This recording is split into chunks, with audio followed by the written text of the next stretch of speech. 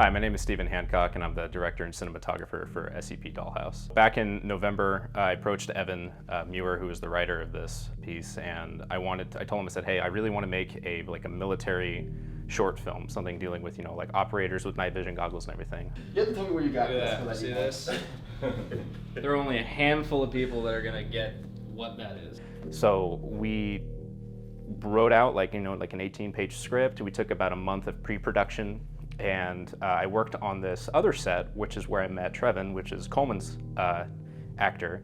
And he told me, hey, I know a military advisor, because that was one of the main things that we needed, was someone that could help us, give us like a realistic, like tactical visuals, basically.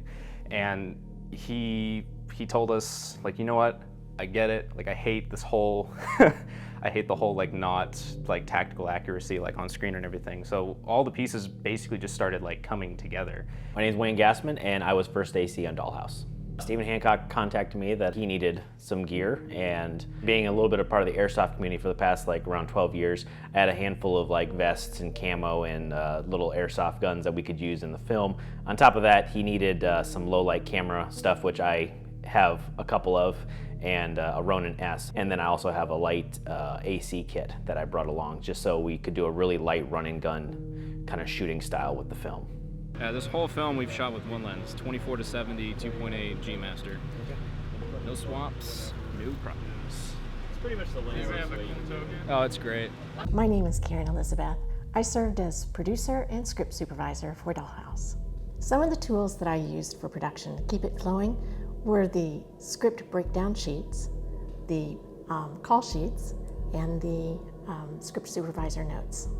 Our director and cinematographer, Stephen Hancock, when he approached me about doing this project, told me about SCP.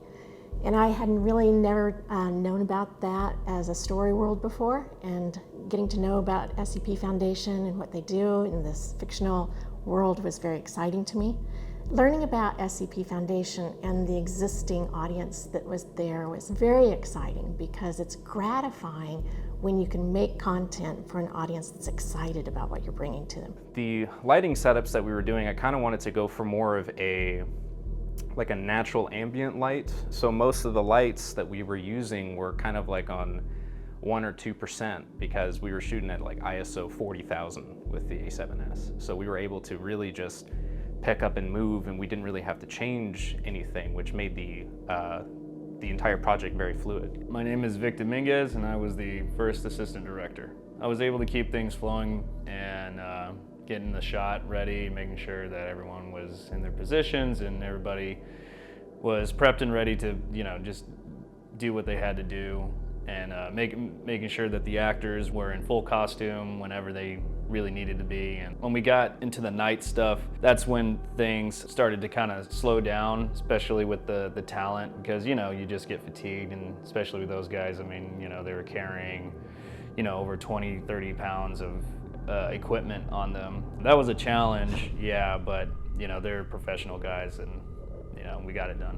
What made it really easy was that all of our actors were wearing masks, and we went in with the intention of just dubbing everything. So we didn't have to worry about performances from actors. It was just like, hey, is your body language right, or does the shot look cool?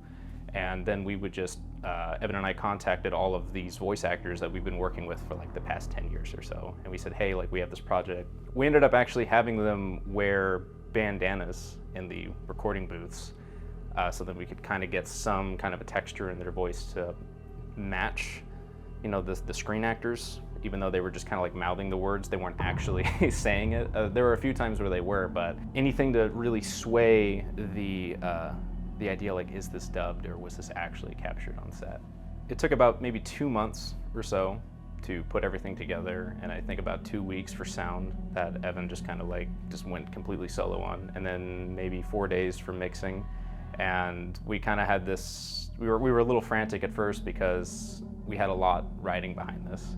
And we're like, well, we have to deliver now, because we released the trailer after we we had just shot everything, and I just said, here's some cool shots. Here's a rough assembly of everything. Now that we have everything together, this is a piece that we're actually really excited to show.